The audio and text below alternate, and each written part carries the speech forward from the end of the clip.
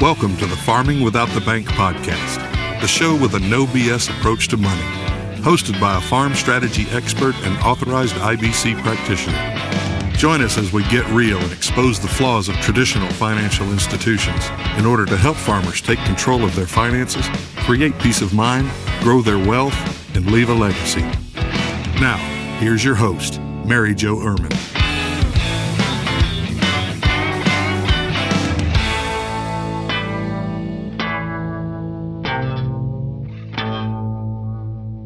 Hello and welcome to today's podcast. Thank you so much. I truly appreciate you being here.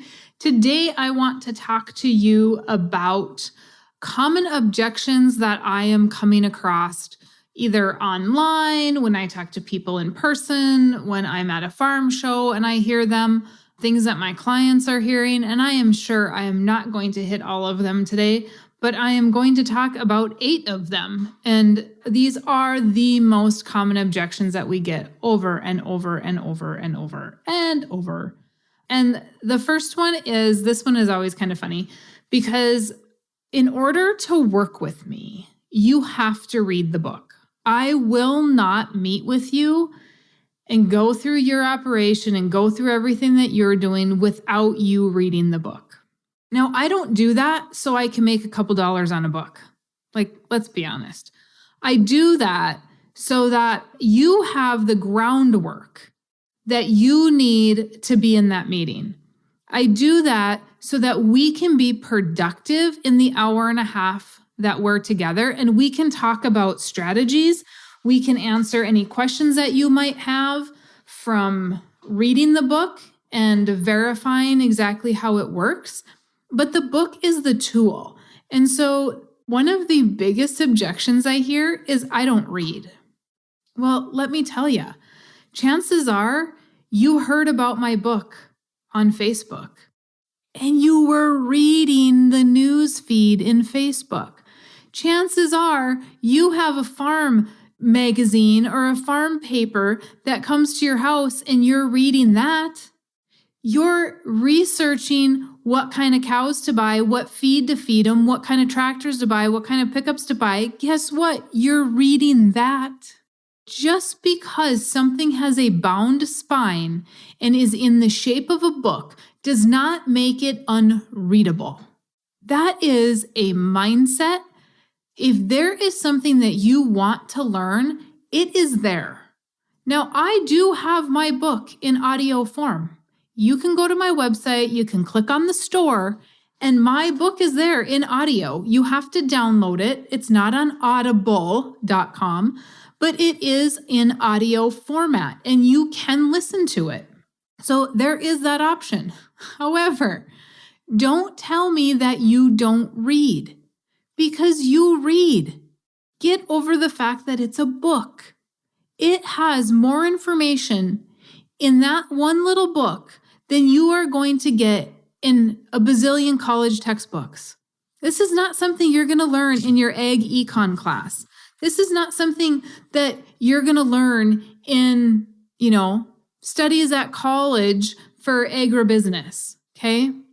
Just pick it up and read it. It's okay to read a book. I can't tell you how many people I have had that have said, Mary Jo, this is the first book I've read since high school, or this is the only book I've read. And oh my gosh, I got through it immediately. Or Mary Jo, this is the first book I've read since high school, and you cannot believe how many books I've read since this. Because why? It is different to read something that you want to read versus something that they gave us in high school to read, like How to Kill a Mockingbird and Romeo and Juliet. I really don't care about those things.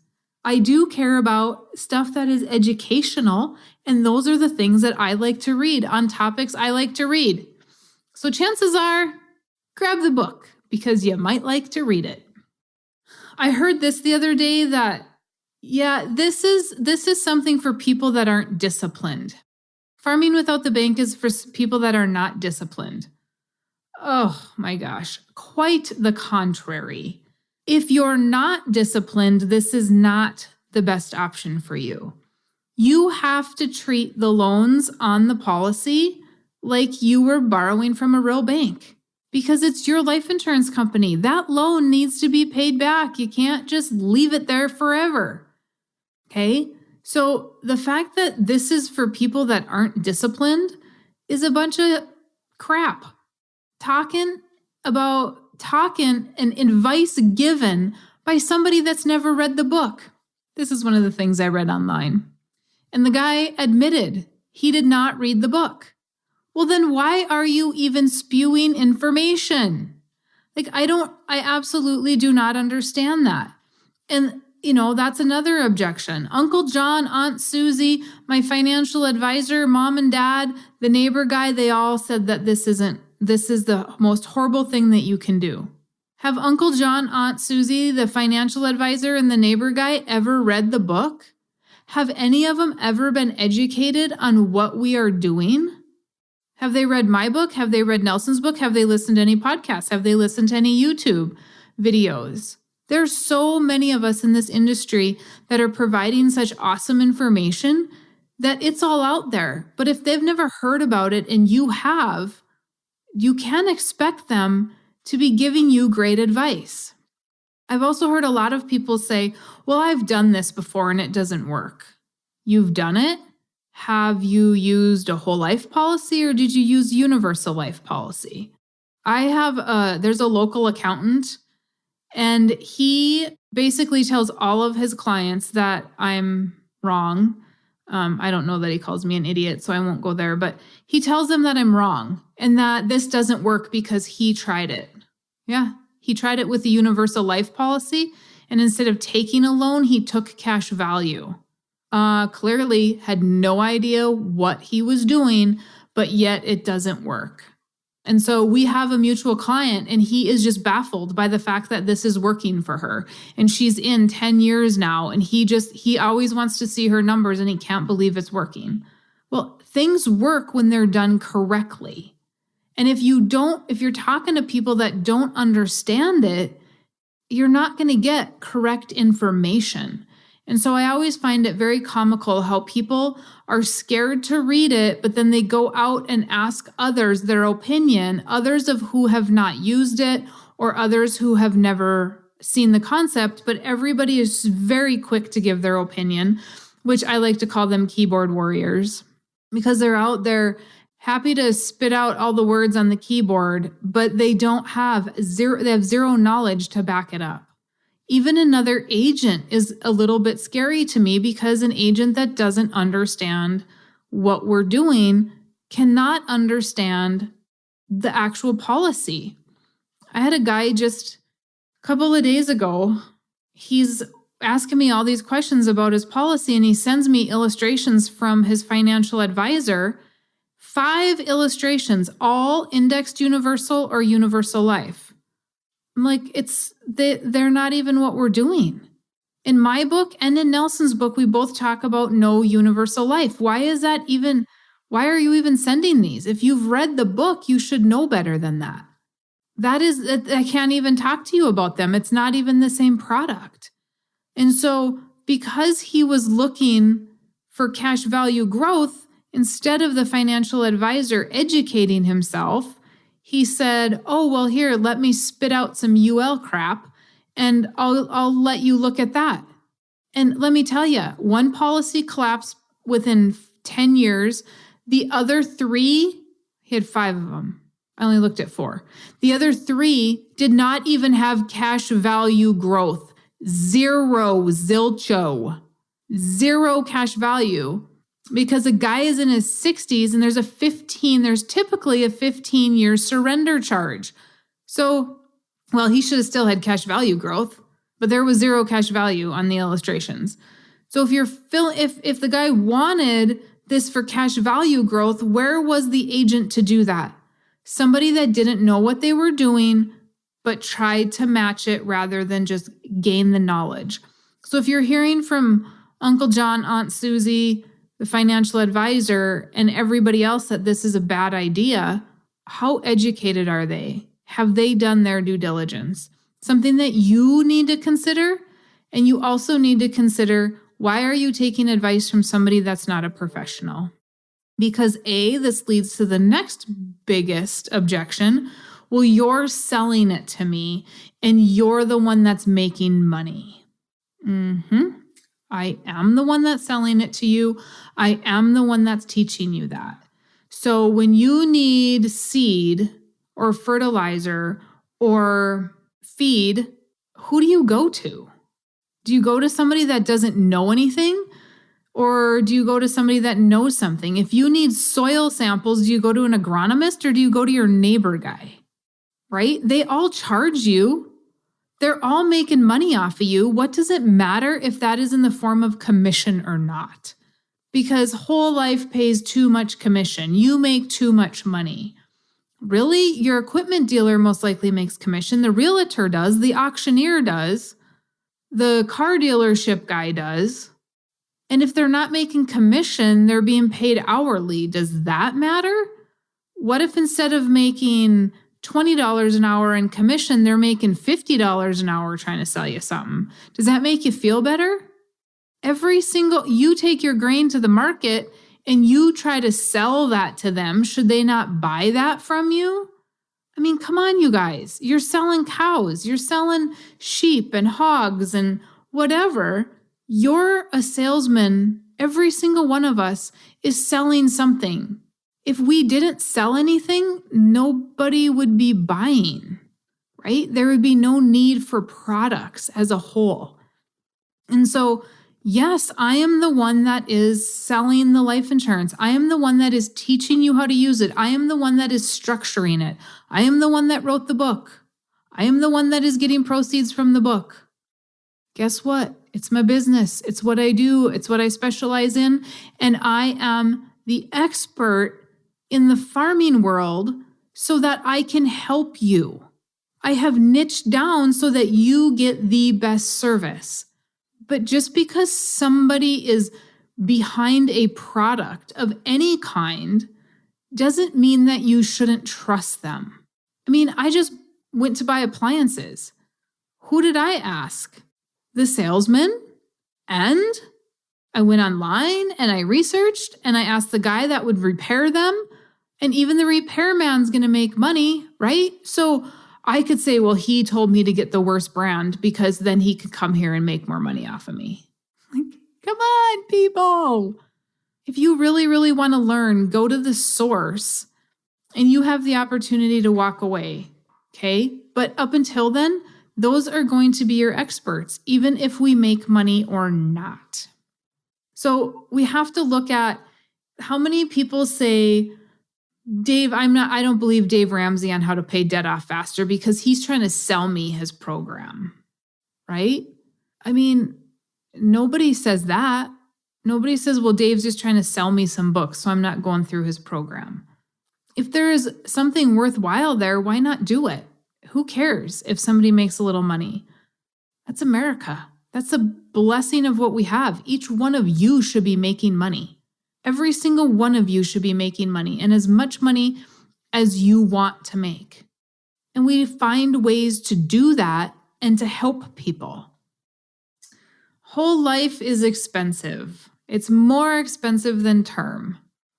Oh, you guys, I started working on this to prove that it's not more expensive, and there's so many variables involved in that statement that it's going to take a long time, because I'm going to put that in the form of a blog, because I just want everybody to see the numbers, that it is not more expensive than term, because we have to consider term only goes to age 80, okay?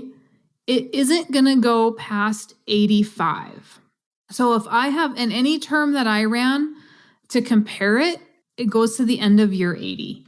And so whole life goes to age 121. So in order to compare apples to apples, you have to have term until age 80. Well, you're still not comparing apples to apples. You're still comparing apples to oranges, right? Well, let me be more specific. If you just say term versus whole life, that's apples and oranges. If you say term to 80 and whole life to age 121, maybe now you've got a Granny Smith apple versus a Gala, right? Like maybe you got a sweet apple versus a sour apple. I mean, at least they're still in the same family. But if you do term to age 80, you're going to have to buy term in your 60s if you start in your 30s. And that gets very, very costly.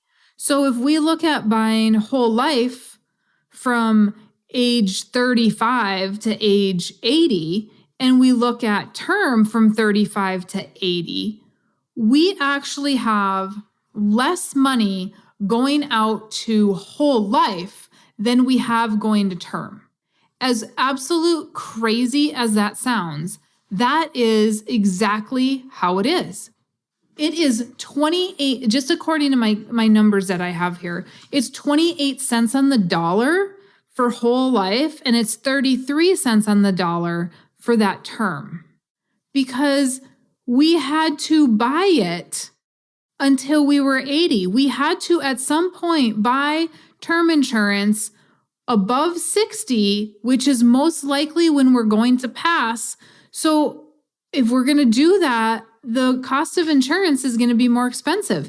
And I'm just guessing at the fact that your health remained the same for that term insurance. We don't know what health is going to be. We know at today, when you write a whole life policy, we know what your health is, and we know how much you're going to pay based on your health today. Going forward, even if you become uninsurable, we don't know that for term. So I'm just making some assumptions that your health is always going to remain the same. And the cost of term is more out of pocket when we do that than traditional whole life. The cost of premium out of pocket is more, and the cost per dollar of death benefit is more. So term versus whole life, until when, right? And compared to what? That is not just a blanket statement, because whole life goes to 121. The insurance company knows they are going to have to pay a death claim on your life at some point, because you will most likely die before age 121. So they have priced the product correctly. Is it more expensive out of pocket in your 30s than term insurance? Yes. But you have, if you're going to compare, you need to be in the same fruit family. So look at that full picture and don't just assume because some talking head said term is less that is correct. Look at the numbers. Okay.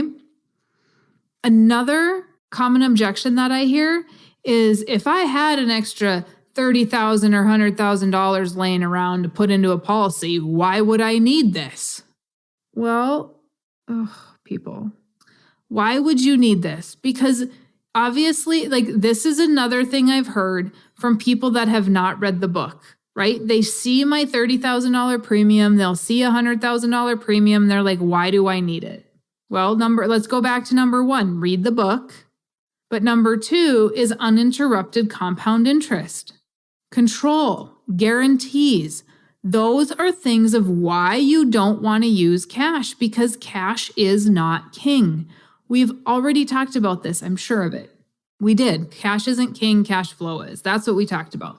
Cash is not king. You have lost opportunity costs. So if you didn't put it in the policy, you have $30,000 that's gone forever. No ability to earn 4% plus a dividend. Nothing. So why would you want to do this?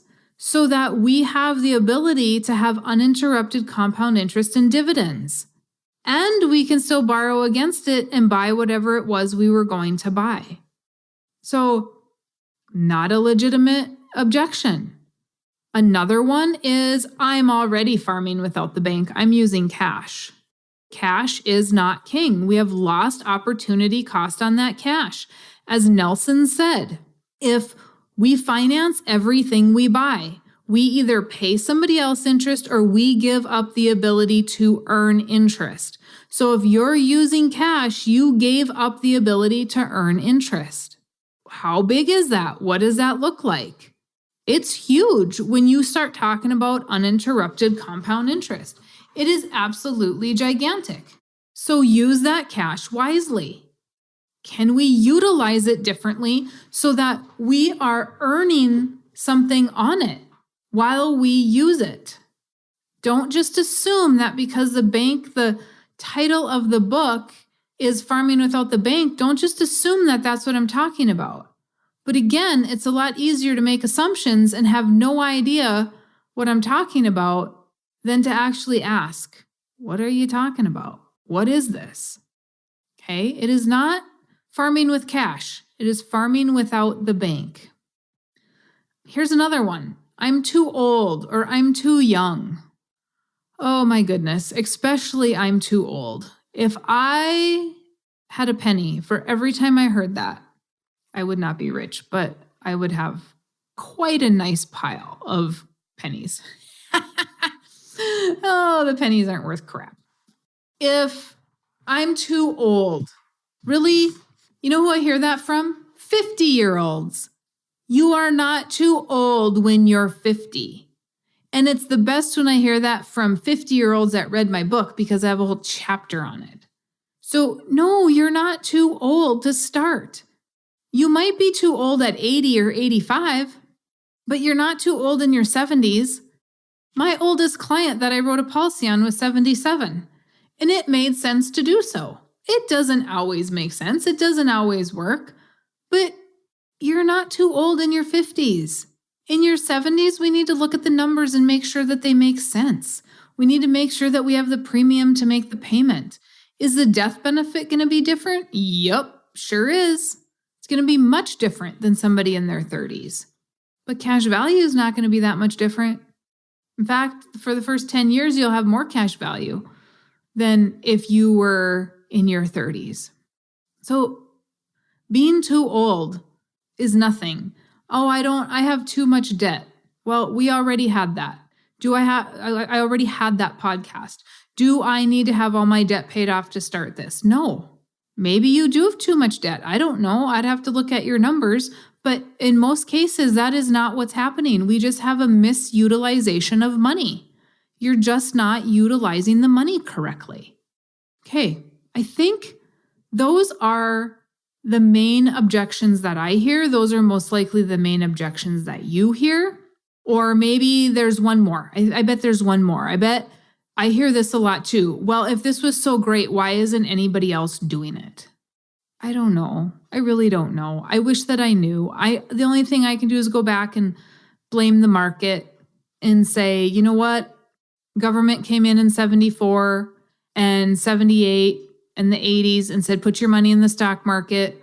We're getting you out of guaranteed pensions, and now you need to go to the stock market and have an unguaranteed pension and have the risk, and you need to take that risk, and the company's not going to take it anymore. And so this is the place to go because this is what the government says to do. This is what Washington is pushing us to do, right? So we're about 2 generations removed from what used to be done.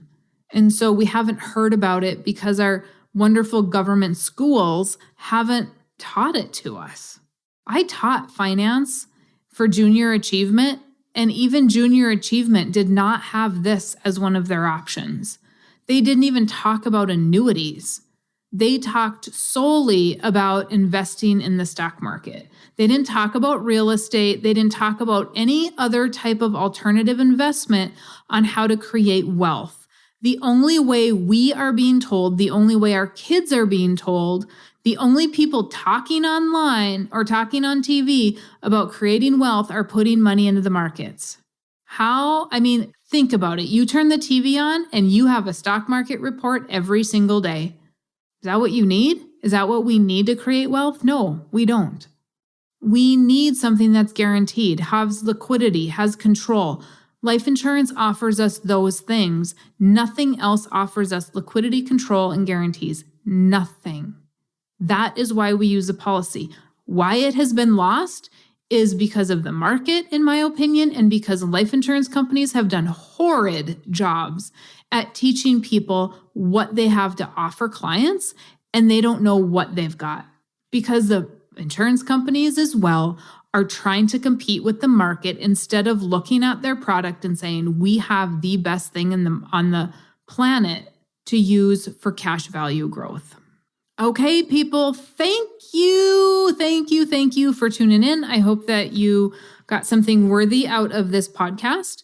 As always, if you have suggestions for me, if you have comments for me, please leave them. Please email me at maryjo@withoutthebank, and I am happy to take those suggestions. I'm happy to reply back to you and visit with you. So if there's ever anything that you have a specific question on, just let me know. Otherwise, you have an absolutely fantastic day, and leave a review. Leave a review. I appreciate them. Thanks so much. Thanks for listening to the Farming Without the Bank podcast. We hope today's episode has inspired you to take control of your finances in new ways. Don't forget to check out our website, farmingwithoutthebank.com, and engage with us on our Facebook page, Farming Without the Bank. Join us next week as we smash more financial myths and empower you to accomplish your financial goals.